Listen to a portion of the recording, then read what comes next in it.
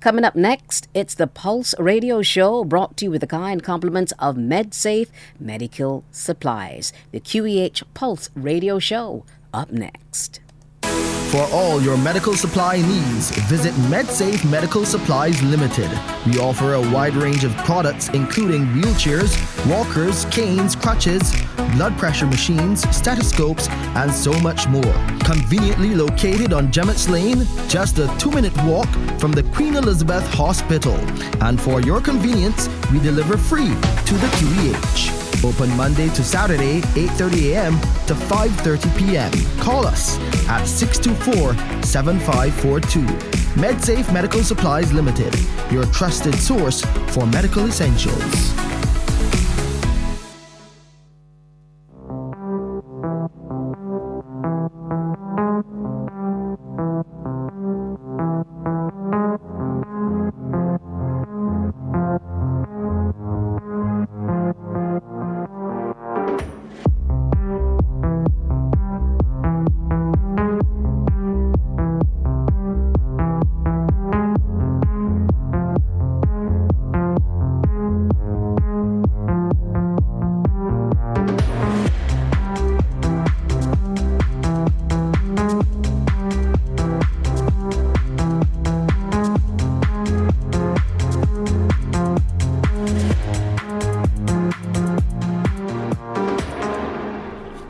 Pleasant good morning to all of you here with us on Q100.7 FM, the place you like to be on a Monday morning at 11 because you want to hear everything that is happening at the Queen Elizabeth Hospital, our hospital.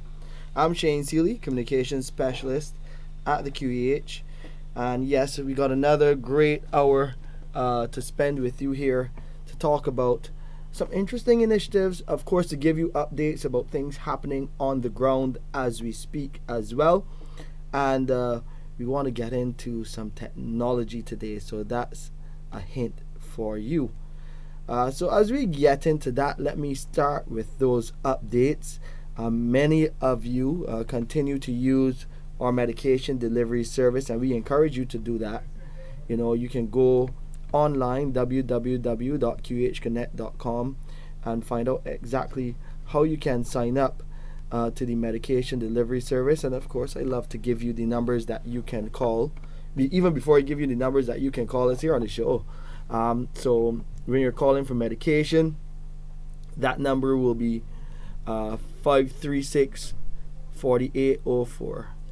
536 4804 for your medication delivery service. And there are some things that you need to have when you call that number. Of course, once you're a patient, you need to give us your name, your national registration number, that's your Barbados ID number, and if you have it, you should have it as well, your QEH hospital number. So then when you get past that, then you can give some other details when you want to have the medication delivered to you. You have to give your preferred delivery address, 2 current contact numbers, and of course, most importantly, the name of the medication or medications. And as far as outpatients go, you're also reminded that medication delivery requests must be placed at least 3 to 5 business days.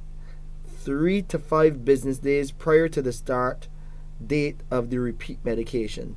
This is to give us enough time to deliver. This is so that your medication is not depleted before you get the new list, new set of medication, so that you can continue to take your medication as prescribed by your medical doctor.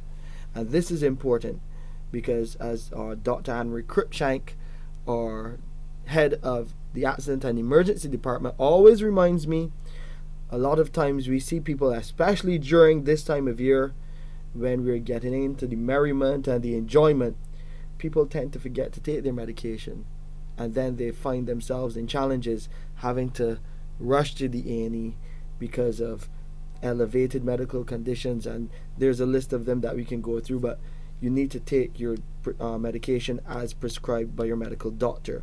So that's the medication delivery service. we know many people still come for medication at the pharmacy itself. And we're in a period of transition there. And you may have heard those notices coming out. It's on our website, in our news as well. We have news on our website too. And we just try to alert you about what is happening. So one of the things that has been happening is that we have been transitioning to a new system. This is all in support of what will soon be rolled out as far as the Universal Health Information System is concerned. And we are going to get into more detail about that in a short while.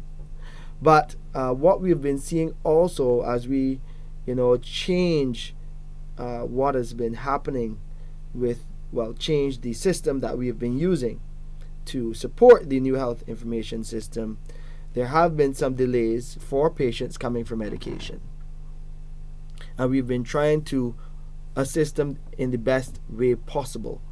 So what has been happening, we've been having our team go through what is a new regime for managing the meeting of these prescriptions, for managing the delivery of the medication at the counter at our hospital, at the pharmacy counter. But yes, there have been some delays. We've been doing up to 150 patients per day, and we'll have some more details on the numbers as well. But then some patients have been asked to come back the next day to get their medication. We do apologize for the inconvenience that may have been caused. We do continue to encourage you in these instances to sign up to the medication delivery service, because that would help you to avoid situations like these. But this is, I would say, for the greater good and to help me better paint the picture for you. I have a special guest today in Dr. Gerry Warner. He is the Director of Support Services at our hospital, and he is also the one leading the charge in terms of driving a lot of that digital transformation. He's been acting in the position for a few months now and doing an awesome job. Dr. Warner, great to have you on the show. Thank you, Shane. Good morning to everyone. In a very different capacity. Yes. This time around. Yes. But you have been really managing a lot of these major changes at our hospital as it relates to digital transformation. And this is also directly connected to our strategy, the QEH strategy. That is correct. The QEH strategy 2025 to 2028. One pillar of that, one foundational part of that is information, communications and technology and information management. And we are tasked with implementing a health information system, HIS. And as you said, the brand that we are using is the Universal Health Information System by Newfields Technology.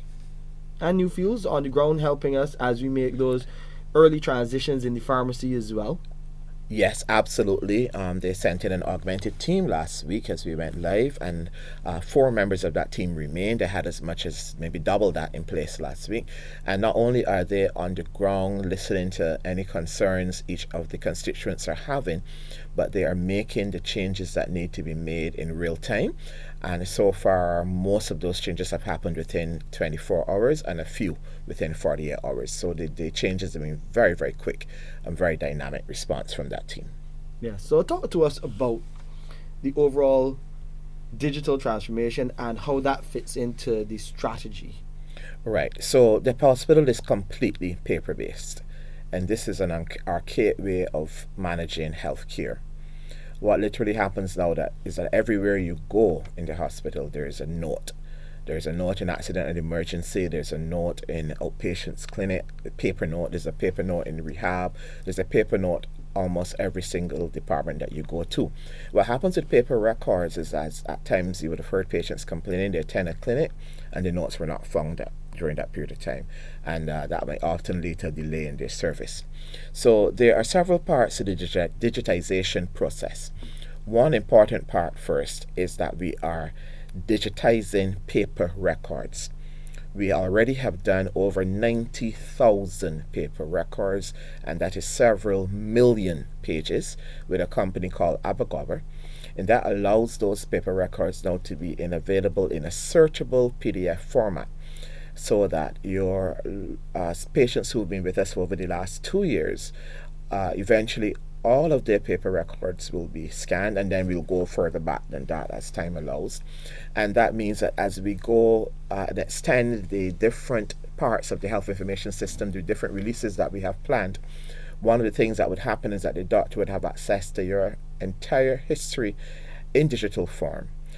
Meanwhile, there will be some patients who are now going to be entered entirely only in the digital format, and again that allows for very little chance of your notes not to be found. The digital format will have several areas of backup, including both local and cloud, and that therefore allows for some redundancy. So there should be any issues, we should still be able to pull your paper record. In the worst case scenario, for persons who do wish to still have an actual physical record, it really should not be necessary going forward. Maybe after the end of this year, you could still actually print that PDF available for them. There's some people who like the comfort of paper, but we're trying to move away from that for them. And as I said, this is all part of the information communications and technology part of the strategy for 2025 to 2028. So we're trying to accommodate patients where they're at. There will be a period of training for those who we need to help them acclimatize to a digital system. But let's talk about where we are at right now. Yes. You mentioned we've started to go live. People may hear the term go live and not understand exactly what that means. So break that down for our listeners, and of course you can call us, those of you listening to the show today. You may be able to call us. I'll get some clarification from our producer. No callers right now. Right, so you can call us 434-1007 and 434-1070. The WhatsApp number is 434-1007. And of course, you can listen to us on radio and live online at cbc.bb /100 Q100.7 FM. There was a link that we would have shared on social media as well, so you can join us there. So yes, going live. Right. So we, at any major project that you're doing, and again when we're having a complete 180 shift from paper-based to digital format, we are doing this in stages. And the first stage was a go live in a controlled environment, and the areas that were impacted were the health and wellness clinic for staff, the pharmacy for outpatients, and medical records for outpatients.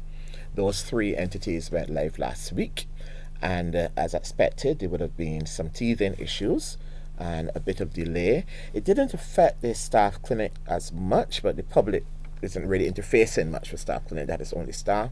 And there were some delays in pharmacy, as you highlighted, and also some delays in medical records, as you highlighted. Now, please understand that training for this started months ago. This is not that we started this and only have training ongoing. No, training started months ago with what was called the super users. And the super users are the ones who were able to then tell the NFT team what the processes in their department looked like, what the flows in their department looked like, and the system is customizable, so it was created based on what those super users provided.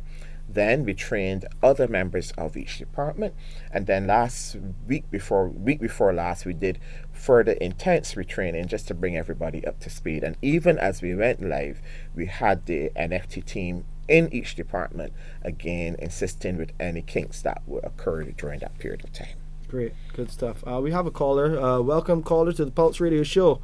How can we assist? Yeah, pleasant good morning to you, Shane, and good morning to your guest. Good morning. How are you doing? Also, good morning to the producer, Andrea. I'm not doing too bad, thank you. Yes, you know there's a familiar voice, Marcel. All right, Marcel, of course. How you? Yes, please. We want to help you all the time. Pardon me? We want to help you all the time. Okay, so we want me to do come down there? When you ready. When you ready. All right. I'm here to say a big thank you to the persons at your help desk. Gail and Dr. Maynard. Yeah. They are very professional persons in my mind, and in how they talk to me and so on. they go up the extra mile share for people, and I would say for me, but I guess for others also. So I here to say to salute them and to thank them very much for how they reach out to us out here on the outside.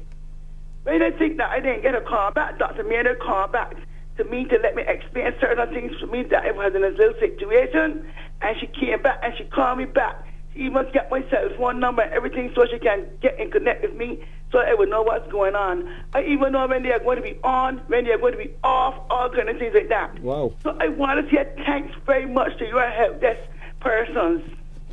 Another person I want to say hello and good morning to and thanks and help too from the pharmacy hotline or professional people. They too return the call when they get a call from me or whoever they get a call from. They always say they will return the call to see what you want because they might not get them at the same time. So I think the guy there is Michael and the team there at the drop-off pharmacy drop-off. Thanks very, very much for your help and your assistance. I give credit where credit is due. We have our little ups and our little downs and things, but in everything we give thanks. I also was reaching out to the patient advocate in connection with someone who was in the A&E. And that too was a great help too again. Patient advocate was very, very, very nice. She called me and everything to tell me what she recognized and what's going on. So I want to say thanks on behalf of family, friends, and all loved ones out here to all those persons who reach out to us from the QEH. Sometimes they will hear put them on the roof deck and so on because they need to go out there sometimes and get a little relaxation. I love it. Yes, please. I absolutely love it, and thanks for calling and sharing with us. Welcome. What you just spoke about, or the areas you spoke about, are 3 areas that are direct public interfaces.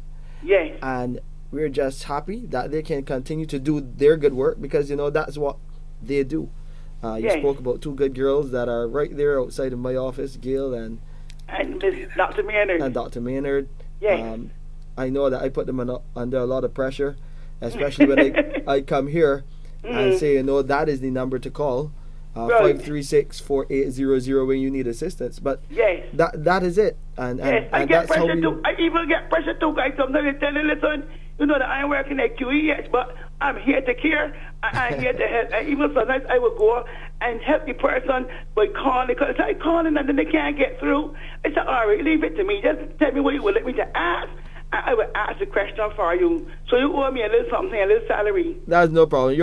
What you're doing is being your brother's keeper, and we thank you for that. That's my communication. That's my communication services because I love to communicate. Yeah, you're being the specialist on the outside, and I appreciate that. Thank you so much, Marcel. Have a good day. You as well. You be good. That's amazing stuff. So I mean, it's that type of, and of course, the staff loves to hear, when they're doing a good job, and they always give of their best. Not every day isn't the same, but we want to continue to improve our services to the public through these changes that are coming under the strategy. And what you are seeing at these interface points, these are parts and components, moving parts and components of the 2025 to 2028 strategy. And today we just have the opportunity to hear from Dr. Warner, who is in charge of the technological transformation, or leading the charge as far as that is concerned. Before we go back to that discussion, we do have another caller. Good morning. Welcome to the Pulse Radio Show, the QEH Pulse Radio Show. Yes, good morning, Mr. CD. Good morning. How are you doing? I'm fine, thank you. That's as wonderful. part of the staff of the QEH, we had an experience last week where medication, there was treatment cards were sent down to the pharmacy to have medications prescribed, and a whole set of cards came back up without the medication. And I would like to know, you said you all are going paperless, right? Mm-hmm. But what is the backup plan in case the system breaks down or there's something, for whatever reason, you cannot access the system? What is the backup plan in relation to the notes and in relation to things like accessing medication, because this is a very, very, very serious issue. Yes, it is, and we are glad that you asked the question, because Dr. Warner is here to paint that picture for what happens in those types of situations that you've identified just there. So, just in case so the public understands, backup plans already exist. You have to have a disaster recovery plan and a plan to work in case of emergencies. For example, if there's a power outage, etc., those are important. So each department is tasked with having a backup plan, and therefore those systems, those nuances already exist. However, in terms of the backup plan for digitization, as I mentioned earlier, you're having redundancy in the system. So you will have backups that are on the cloud, and then you have backups that are on servers as well. And some servers are local and some servers are not local. And I don't want to give away too much information, because there are certain things you don't advertise. But I know. Were once exposed, unfortunately, to a cybersecurity event, and since then we have taken a number of steps approved by international agencies and entities on how we would back those plans up. But you said that you were a member of the QEH, and therefore your department will also have a contingency plan, because we don't only wait, as I said, we for example, it's hurricane season now, and therefore each department, not person, has to have a backup plan literally right now for as we exist. So yes, there are what we call redundancies or backup plans, and as I said, they exist all now, and the digital system and transformation doesn't change that. There will be backup plans, even if it would require a temporary use of paper for a period of time, at which then later on could be admitted. The data could then be put back into the system. I'm not saying that that's what it is in each particular department, but that does exist as a possibility for one of the options of a backup plan. But I want to assure you that we do have disaster recovery plans in place. All right, thank you very much. You're most welcome. And thanks for calling and sharing. And that's an important question, so I appreciate it. Very, very important, not only for our staff, but for those who are out there wondering what would happen in the event that something should happen, as you suggested, Dr. Warner. Power outage, we are in the hurricane season as well. Things happen, and we have to have contingencies in the event to make sure that we protect your health information. Those contingencies also include cybersecurity, which we've invested heavily in to ensure that we are in the right stead to protect your health information. So we're moving from paper, a lot of paper, to a paperless system.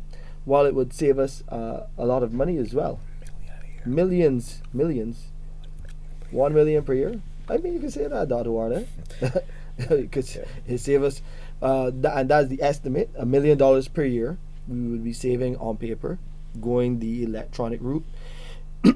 It will also save a lot of patients the concerns they have, especially when they come to hear that in some instances, that we have a missing medical record, missing note. So there are a number of good things that will be coming out of this, Dr. Warner.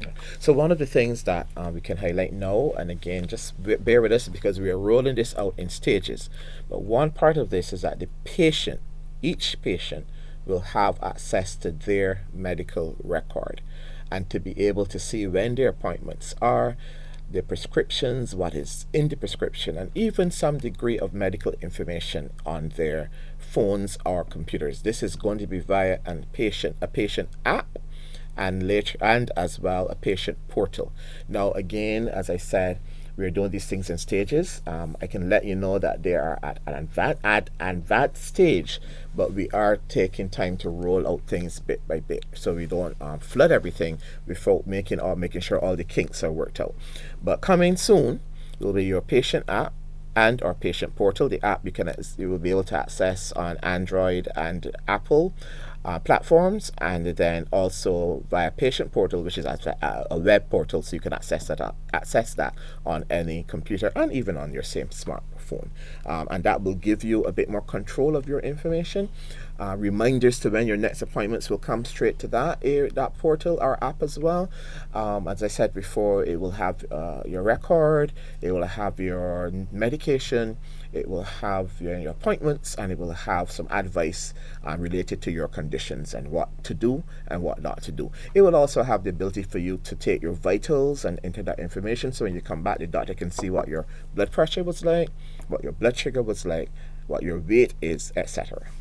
And I'm pretty sure in the advanced stages of the app, and this is what I'm hoping to see, so I'm just putting this out there, that health tips, health information, sharing things that help our patients to encourage a more proactive approach to taking care of yourself, so that the primary care aspect is also dealt with. We at the QEH, we deal with people when they are in most cases at their lowest, but we want to help people better understand how they can improve their own health, how they can take responsibility for their health. And through this technological step, this is one step closer to helping them have that personal interface to do just that. 11:26 is our time. You are listening to the Queen Elizabeth Hospital Pulse Radio Show here on CBC Radio Q100.7 FM. Of course, you know the numbers to call, 4341007 and 4341070. I also encourage you to send us a WhatsApp at 4341007. Yes, my eyes are not as good as they used to be. We'll take a break and be right back.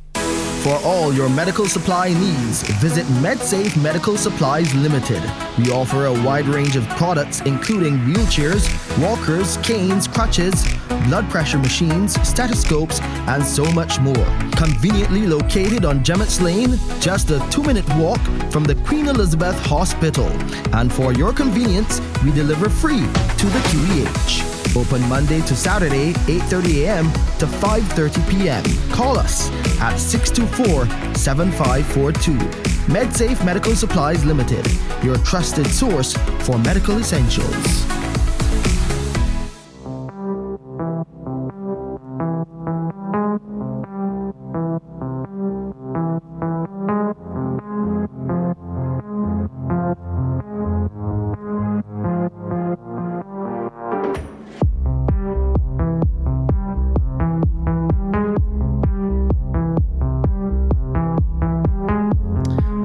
Back with you here on the Pulse Radio Show. Shane Seeley, Communications Specialist, alongside Dr. Gerry Warner, who is the Director of Support Services acting at our hospital. Some other big news for you in relation to the Queen Elizabeth Hospital. We have our new board of directors, so I want to say a special welcome to the board. Those new members, some new and some from the previous board, have taken back up the mantle to help oversee the improvements at our hospital. So amazing stuff to come. Many new directions and new tasks given by our Minister of Health and Wellness, Senator Lisa Cummins, to the board to get things done at our hospital. So let me say a big welcome to the new chairman, Mr. Paul Ashby, the deputy chairman, Paul Innes, and the list continues. Senator Kamisha Benjamin, Dr. the Most Honorable Kenneth George, the Chief Medical Officer, of course, is back on the board. Francine Blackman, the Permanent Secretary in the Ministry of Health and Wellness. Dr. Damien Cohall from the University of the West Indies, he's the Dean of the Faculty of Medical Sciences. And Dr. Adana Grandison, Dr. Harold Watson, Natasha Small, Sonia Connell, Renee Brathwaite, Antonio Elcock, George Thomas, Elvin Seeley, and of course our very own Mr. Neil Clark, Chief Executive Officer. So those are the members of the new board of directors of the QEH. Many things to do over the next few years, all under the strategy and some orders from our Minister of Health and Wellness as well. So you should see them unfold, and of course we will keep you updated right here on the Pulse Radio Show and through our other means of communication with you. We are speaking about the digital transformation today at our hospital. Dr. Warner has been taking us through some of the gigabytes, some of those chunks of information that will really meet to improve delivery of service. What are, if you could have a top 3 list, what are some of the most exciting elements of this digital transformation? Top 3, in your opinion. Yeah, one of the fundamental points about this is the data that we will collect, which will then be able to guide us as we do improvement management policies and practices. What we are unable to get quickly now is the back-end data in the paper system. What the health information system would allow us to do is design several dashboards, and we can then cherry pick particular data. We can look at particular officers, how they are producing. We can eventually cherry pick to see how many drugs we are using and what type of efficiency or efficacy we're having with those type of drugs. We are able to look at our processes and see where we are falling down and how we can make them better. So this is actually really new data, and we're going to actually need special persons to assist us on the back end with this information. We have a very excellent health plan in place, but a team is going to be built out so that we can manage this information, so that then each section head will be able to see what is happening within their section at a glance, and look at trends, look at seasonal things that may change, and no longer will it be we think this happens at such and such a time or just an ad hoc feeling, but now it will be driven by data, and that therefore allows for us to have better policies and practices. But also coming out of that data, number 2 is research. Hold that point then, Okay. because you're on 3, and I want you to elaborate on 2. So let's get to these 2 callers that we have here waiting on the Pulse Radio Show. Good morning, caller. You're here live with us on the Pulse Radio Show. How can we assist you? Yeah, good morning, Mr. Seeley. Good morning. How are you doing today? Well, I'm trying to hang on, my brother. Well, hang on. We can help you hang. Mr. Hold tight. Seeley? Mm-hmm. Mr. Seeley, sir? Yes, sir. I would like you to tell me which place you could go and get blood tests, because it's up in MOCR, but I have removed and gone in the Pine. What part of the Pine you could tell me which place is located, sir? Oh, you mean 6th Avenue, Belleville, not the Pine.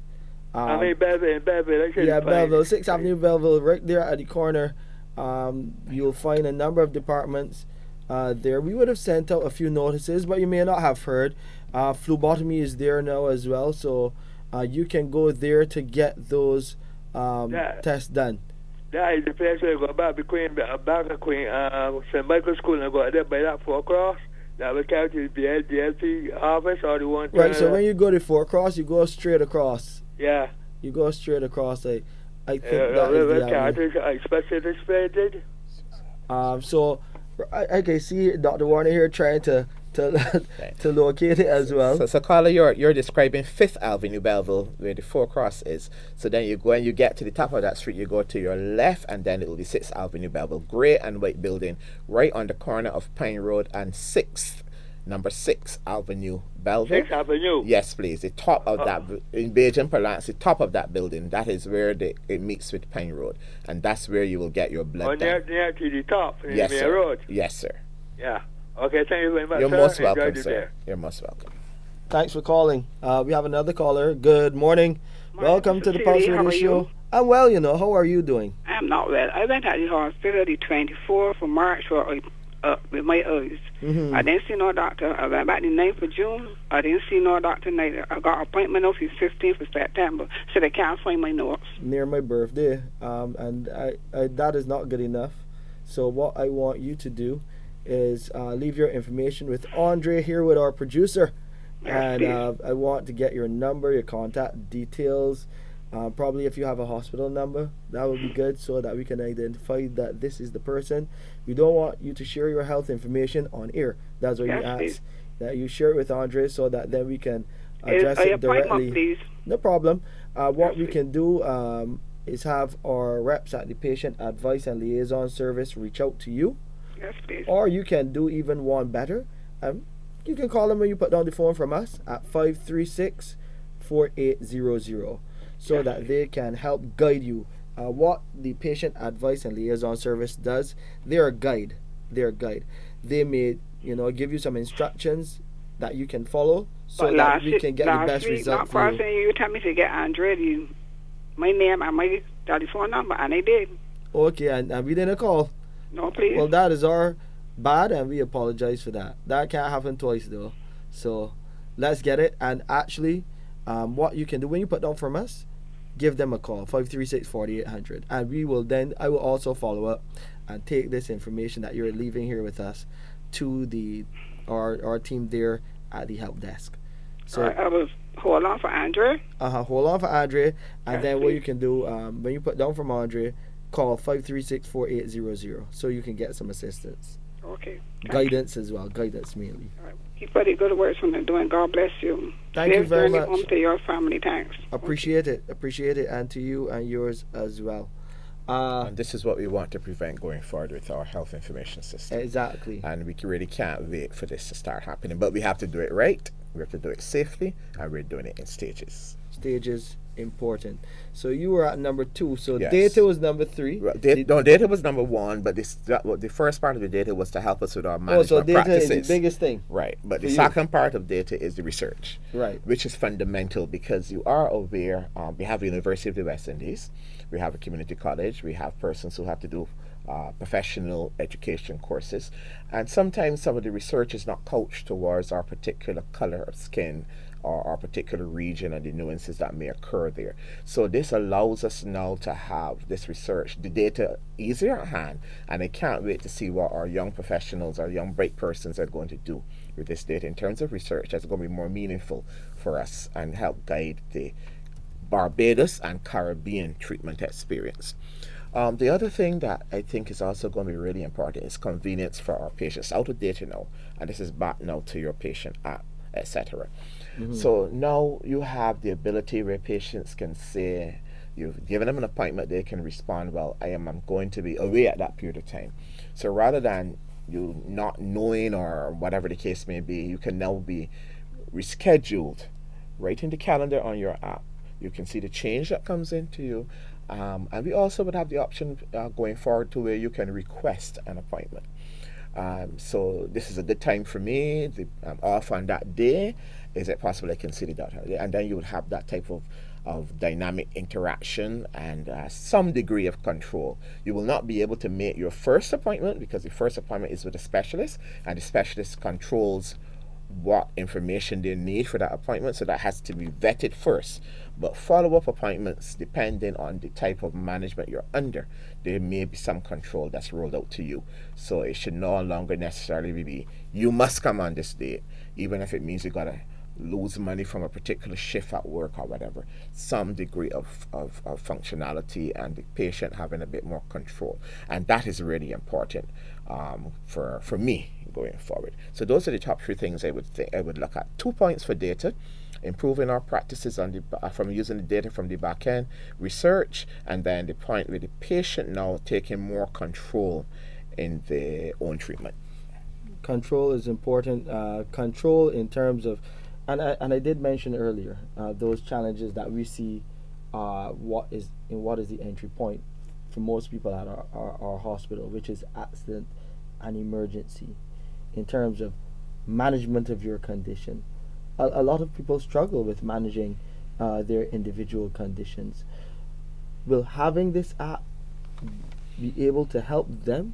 So as you pointed better out, manage? Thank you, Shane. So as you pointed out, one of the features of the app would be patient education, and we're really hoping that as the messages are driven home, as on a daily basis on the app, what you should eat, what you should drink, what you should avoid, those type of simple messages couched in a language that everyone could understand. We're really hoping that repetition helps to drive home some of the changes that we need, the behavioral changes, the diet changes, the changes for exercise that we do need for our patients. One of the fundamental points that you would hear often from the same our colleagues in accident and emergency is that persons would be given medication but would not take it. Yes. And may not even report to the doctor why. Maybe it makes them feel ill, but they've never told the doctor that. So rather than just take the medication and pack it up in the cupboard at home. We want you to be able to communicate these things better, and then again, reminders in that app as to what to take and when to take your medication. The other thing that the advice and education could lead to is exercise, because regardless of your condition, controlled exercise can only help. It can't make it worse. So there'll be specialist points of that as well. We have teams that can give information on diet. We have clinical dietitians at the hospital. On exercise, we have rehab specialists at the hospital. On medication do's and don'ts, we have pharmacists at the hospital. So this happens now, but in the electronic format, it could be done easy in an easier format, and there could be more repetition. We have another caller here on the Pulse Radio Show. Good morning. How can we assist? Hello. Good morning and welcome. How can we help? A blessed morning to you and your guest there. Good morning. Well, what I am calling about, the medication, the delivery. Yes, please. For the eye drops. My sister and myself were calling last week and the week before. And all we're getting is this nice voice, a gentleman, please leave your name and address and blah, blah, blah, blah, blah, blah, and they will get back to us in 3 to 5 working days, 3 days. So up to now, no one called us back. Okay. So I want to know if it's cancelled, or if you don't have the people there that does the lovely work. We mustn't complain. The delivery boy and everything, man, everything is lovely, but we're not getting any answer now. We're only getting the recorder.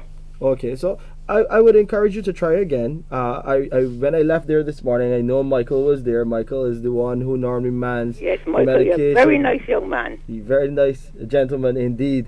So try again. And if you don't get through, what you can do in the interim right now, before you go and try again, please leave your contact details with Andre here with the producer, and we will try to find out how we can better assist. Maybe we can send you through the patient advice and liaison service as well. But what you can do in the interim, yes, leave your number with Andre, but then when you put down from him, call 536-4804. I know that number by heart. Oh, lovely. Let me see if... and I know Michael too, a very pleasant young man. And I know the delivery man too. Whoa. Well, so I don't have no problem there. I was only wondering if something went wrong, that the medication wasn't delivering, which is the eye drops. Yeah, and we apologize for what happened in this instance, and we are glad that you called so that we can avoid it happening to others as we try to get their medication to them as well. Yes. So please leave it with Andrea, and we're going to help you out. Okay, thank you, Kylie, and have a good afternoon. You're welcome. You wanted to add something, Dr. Warner? Yes, one of the strategy points is building a robust communication infrastructure. And we acknowledge that at times our phones give trouble. I'm not going to run away from that, and I do apologize to the lady that she wasn't called back. We have already approval for a new PBX, and our current system is at end of life. So among the things that we're doing as part of the digital journey is making the backbone better. And we are hoping that would be installed reasonably soon, perhaps within the next 3 months. And that would then mean that there'll be less drop calls, less chance of a message not being delivered as it stands. So we appreciate every call, including the ones that let us know maybe we can do better, because it just reinforces the fact that we have to move on these things. And as I did say, I know it sounds a little bit as a repetition. It is stage by stage, but one of those stages includes even a better PBX as well for our nation. And PBX, apparently, you know that, I'll admit this, I hear the term all the time. I know what a PBX is, but I never knew what it stood for. Private branch exchange. That's what we'll be getting, a new private branch exchange, and that's really the phone network that we have in our hospital. You know what? Every day I learn something new. Here on the Pulse Radio Show with Dr. Gerry Warner. He's the director of support services acting in the position, making sure that we can continue on this digital transformation journey. You'll hear more about it after this break. For all your medical supply needs, visit MedSafe Medical Supplies Limited.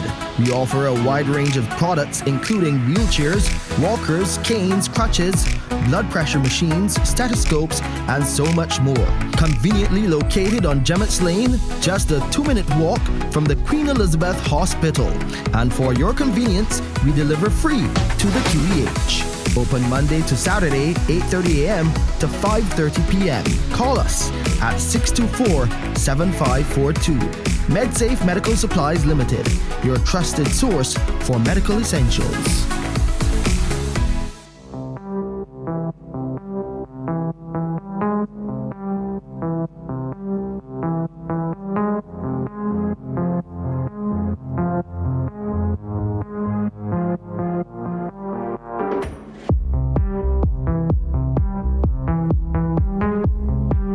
Spend about 13 minutes or so more with you here on the Pulse Radio Show as we go up to midday. We have another caller as we speak about everything that is happening with our digital transformation journey, moving from a paper-based system to a paperless system. And it will mean better service for those who use our hospital, those patients, visitors, and everyone who interface with the Queen Elizabeth Hospital. Let's go back to the phone lines very quickly. Good morning. Welcome to the Pulse Radio Show. How can we assist? Yes, Jen, is myself back here again, please. Hi. How are you?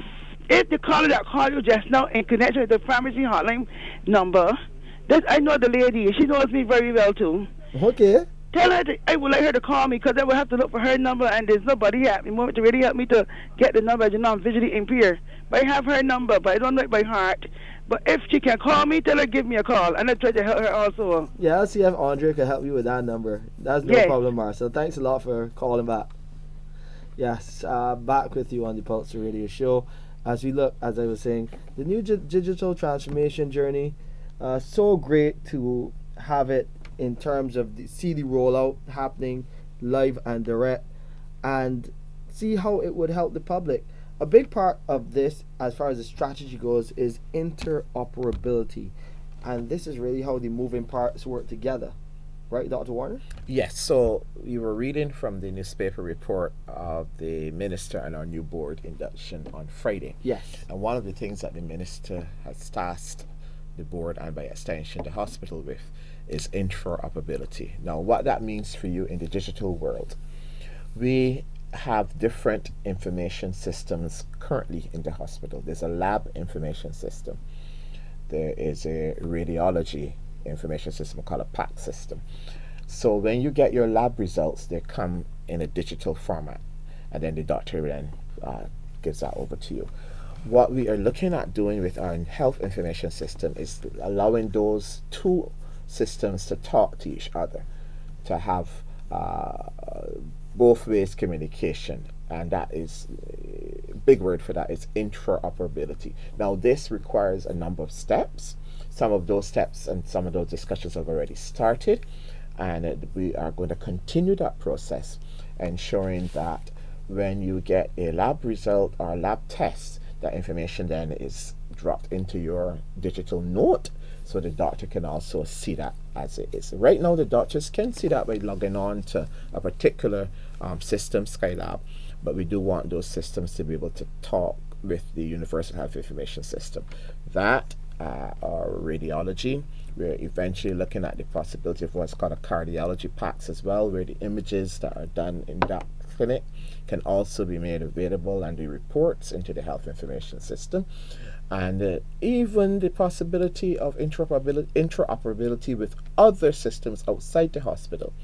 Maybe you've gone to a private doctor or a private urgent care center, and we want to be able to get that information into our system as seamlessly as possible. So when you do present, the full history is available to the team who is managing you. So that's part of our mandate, both under our strategy and under our direct request from the Honorable Lisa Cummins. Yes, and you speak about interoperability. I also think too something that has been happening recently as we've been making the digital transition, and we've been encouraging those individuals who have come to our pharmacy and were unable to get their drugs at that point in time, to go to the polyclinics as well, possibly the polyclinics nearest to them, or even Sir Winston Scott Polyclinic. I know that we put some pressure on them as well to get their drugs, and there are only a certain class of drugs that patients can get from the other entities. But we've been trying to work with the polyclinics, with the Ministry of Health by extension, to ensure that everyone has has been able to fill their prescriptions. But there are only certain drugs that you'll be able to get from the polyclinic, and those fall under category A, Class A drugs. So please, and I would encourage persons for any urgent prescriptions, that you need to get that medication urgently. Please, when you come to the pharmacy, please indicate that this is urgent medication that you would need. Yes, the pharmacy tried as much as possible during the changeover that's still ongoing last week to accommodate those type of the necessary changes that were needed for persons who weren't able to be serviced immediately. The messaging was a little bit unfortunate because most people who went to the polyclinic went to only one polyclinic, which is polyclinic, and we do apologize to the pharmacists at that polyclinic for that occurrence. But we would rather that statement should have said to the nearest polyclinic to you.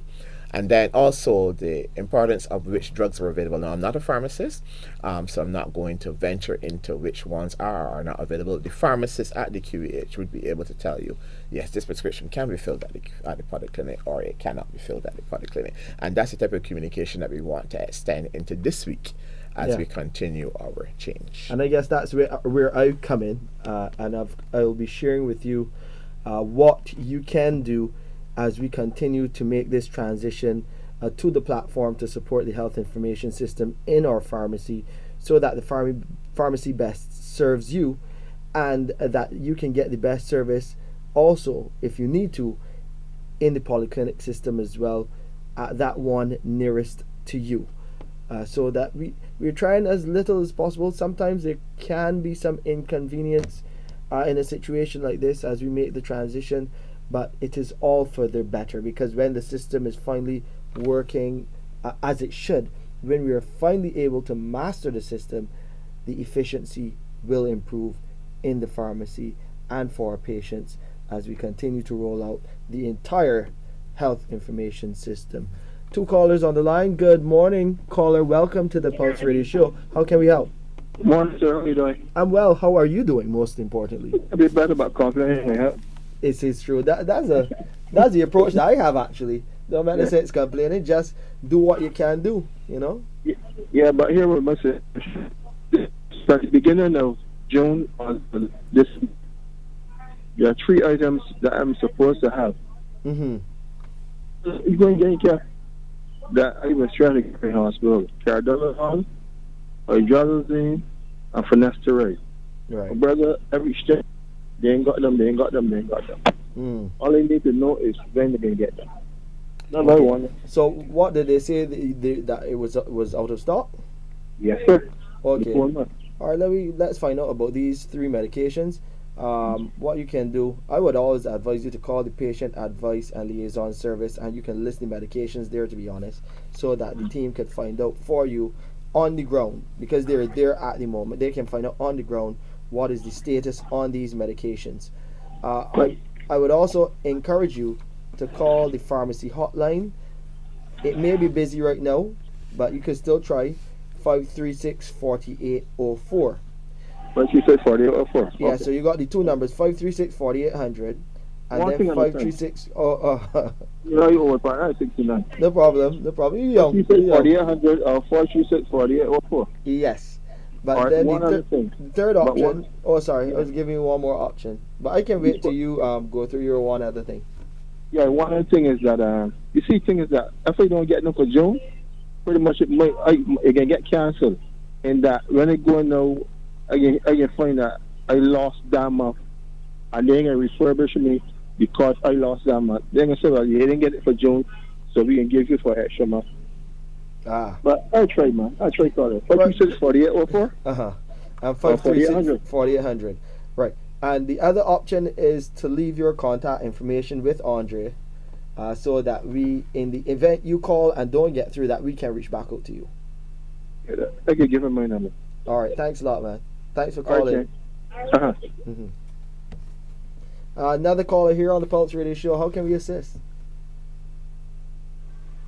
Hi, good morning. How are you doing? How can we help? Yeah, good morning, sir. Good morning. I would like to ask a question, though. Of course, go ahead. Yeah. No, normally, right, I'm a blind man who 21 years ago. I live out in St. Peter, a place called Mirrors in St. Peter. Maynards? I normally get to a job from the hospital on the delivery list. Delivery service, yes. Service, right. But I got a problem. When my repeat is finished, you understand? I want to know if someone in the pharmacy can't go upstairs to the optician and get another repeat for me. You want to answer that, Dr. Warner? No, that is not a procedure that we could actually do now. What is I understand your concern, because it means you have to drive up to the hospital or take a journey to the hospital, of course, to go to the clinic just to get the prescription extended. To let her up there. Yeah, just to get the prescription extended. I can tell you that our CEO has actually questioned this procedure, and we are looking at ways as to how we may be able to get it addressed. But in the meantime, however, I would think that you may still need to make that journey. What I will do for you, if you would please also leave your information, is have a discussion with the Director of Medical Services and let him see if this is something that can be addressed otherwise, in that the prescription can be done in your absence. It is not a practice for doctors to do that, though. I must warn you. Doctors like to see you present. Normally, Mr. C. Williams, right? No, that's Mr. Warner that give you the answer there just now. Dr. Warner. Sorry. I used this to go to attend the clinic, and the doctor stopped me from coming there. For years, I don't get there anymore, because he's telling me it makes sense they come back there.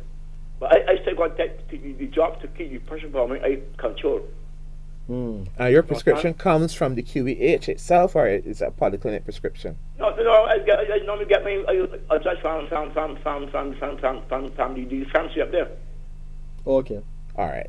Please leave your name, and we definitely have to track that, because it sounds. I need a little bit more information for clarity on your request. But first of all, I want to tell you that we do want to make it more convenient for persons like you, if you have been discharged from clinic as you're indicating, and only now are being treated with your drops as the only form of intervention. We are looking at cases like yours to make it more convenient for you to get that service offered.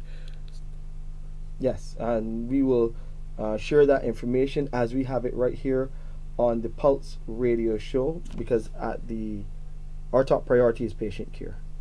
That's our main priority at our hospital, and we want to make it as easy and efficient for you as possible, and that's what we're trying to do as we roll out the health information system.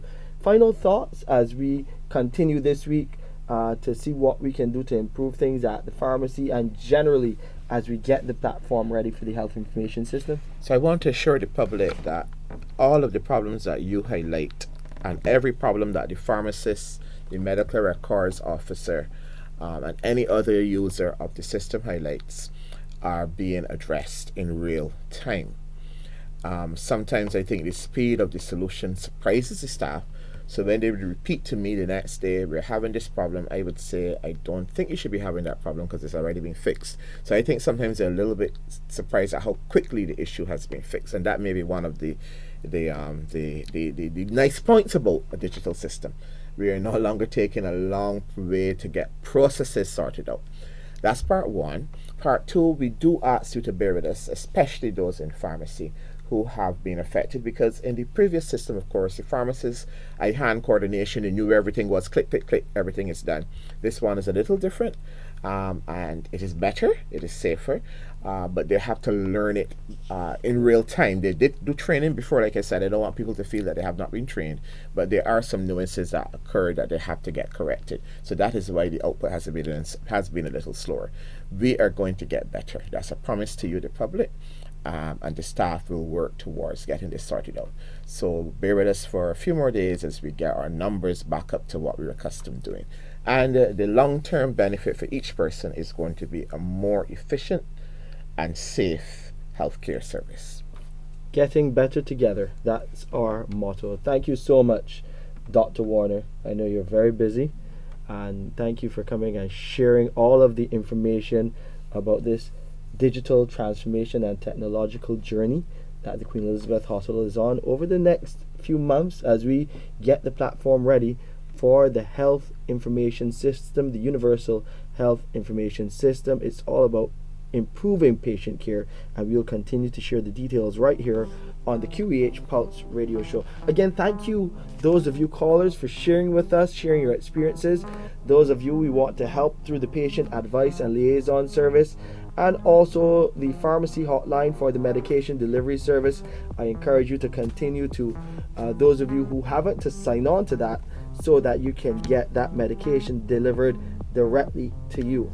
On behalf of the entire team at our hospital, I'm Shane Seeley. We'll see you next week for another edition of the QEH Pulse Radio Show.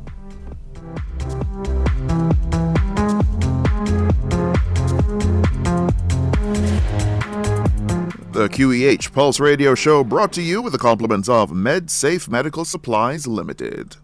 For all your medical supply needs, visit MedSafe Medical Supplies Limited. We offer a wide range of products including wheelchairs, walkers, canes, crutches, blood pressure machines, stethoscopes, and so much more. Conveniently located on Gemmett's Lane, just a 2-minute walk from the Queen Elizabeth Hospital.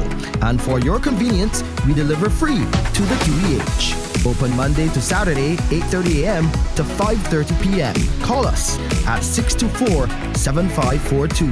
MedSafe Medical Supplies Limited, your trusted source for medical essentials.